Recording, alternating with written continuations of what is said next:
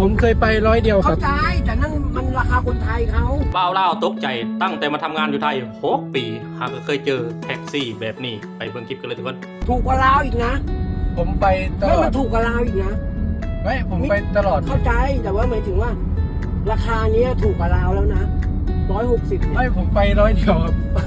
โอ้ยผมเคยกดไป160ไม่โกหก ไม่ครับผมไป100 เดียวครับ อ๋อ จอด ถ้าจอดตรงนี้160นะครับ ผม แต่ถูกกว่าเราแล้วนะถูกกว่าเราก็ไม่ไปเหรอ ไม่ไป ถูกกว่าประเทศคุณเยอะเลยนะเนี่ย ประเทศคุณขึ้นไป300เลยนะ ไม่ไปครับ ผมลงตรงนี้เลยครับ ตรง ไม่ นี้ ผมเคยไป100 เดียวค เข้า รับ ใจแต่นั่นมันราคาคนไทยเขา อ๋อครับผม มันถูกที่สุดในโลกอะเป็นที่ผมนะคุณเข้าใจไหมผมก็กดเฉพาะคนของผมไม่อย่างมิเตอร์ผมเสียด้วยเข้าใจนะครับ ผม ไม่ได้คิดจะโกงคุณนะ แต่คุณต้องเข้าใจด้วย เพราะบ้านผมมันถูกที่สุดในโลกแล้ว ครับ เข้าใจใช่ไหม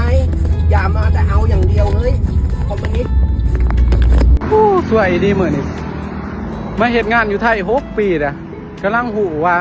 ขึ้นแท็กซี่นี่มีสำหรับคนลาวแล้วก็คนไทยนำเนาะผมก็เคยเจอจ้าเถื่อเนี่ยเบิดอารมณ์เลยว่าสิไปเที่ยวทะเบียนรถก็ไปถ่ายไว้สักมืดเลยกำลังเรียกรถมาพวกท่านเท่าไรขีดน้ำข่อย60 บาทเนี่ยไปแค่นี้เอง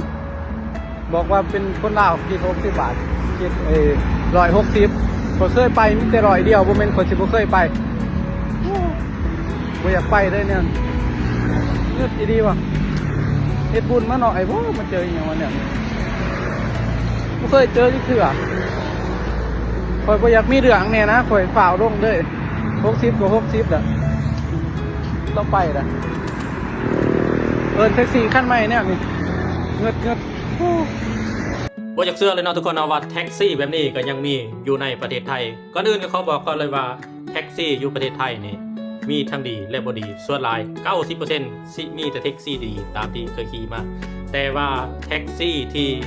มีประเด็นหรือว่ามีปัญหาแบบนี้นี่ส่วนหลายสิมีหน่อยเนาะทุกคนแต่ว่าเรื่องราวนี้เกิดขึ้นกับบ่าวลาวคนหนึ่งที่ทำงานอยู่ประเทศไทยได้6 ปีแล้วก็หากันมาเจอมือเดียวที่เราเคยเจอเราก็บอกคาดคิดว่าจะเจอเหตุการณ์แบบนี้เราก็เสียใจเสียความรู้สึกว่าแท็กซี่ที่เราเคยขี่เคยนั่งที่เราเคยให้ความเชื่อมั่นและให้ความเชื่อถือสิมาเฮ็ดแบบนี้กับเรานะทุกคนเฮ็ดให้เสื่อมเสียชื่อเสียงแท็กซี่ดีๆของประเทศไทยไปเบิ่งเนาะทุกคนแท็กซี่พวกนี้นี่เป็นแบบอย่างที่บ่ดีเลยแหละเพราะว่า1กับมิเตอร์ก็บ่กดอีก2ก็เว้าดูถูกประเทศลาวอีกเว้าดูถูกคนใส่แรงงานอีกเพื่อเฮาสิได้เงินมาแต่ละบาทแต่ละสตางค์นี่สำหรับแรงงานลาวที่มาเฮ็ดงานอยู่ประเทศไทยเนี่ยบ่ได้ง่ายนะทุกคนต้องใส่เหือแห้งเฮ็ดงานอะลีรอเพื่อสิได้เงินมานอกจากนั้นยังบ่พอได้เสียค่าบัตรค่าเบอร์เพราะว่าสิเป็นบัตรสปอร์ตบัตร MOU เพื่อสิได้เฮ็ดงานอยู่ในประเทศไทยเสียหลายสิ่งหลายอย่างเพื่อในเดือนส้นเดือนทุกคนเพื่อสิเก็บเงินได้แต่ละบาทแต่ละสตางค์บ่ได้ง่ายเลยทุกคนเลยเพราะฉะนั้นคลิปนี้ก็ฝากถึงแรงงานลาวทั้งหลายผู้ที่มาทำงานอยู่ประเทศไทยก็ให้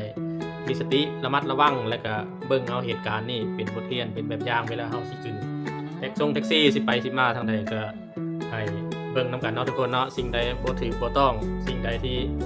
มันบ่โอเคกับเฮาแล้วก็ลงรถไปเลยคือคลิปบ่าวลาวคนนี้เราเฮ็ดถูกต้องแล้วทุกคนเฮาพยายามหนีไปรถสิ่งใดที่บ่ให้ความเป็นธรรมกับเฮาบ่ต้องไป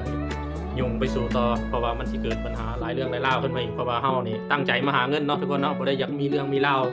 กับผู้ใดอันนี้ก็ฝากถึงแรงงานลาวเอาไว้เด้อทุกคนเด้อ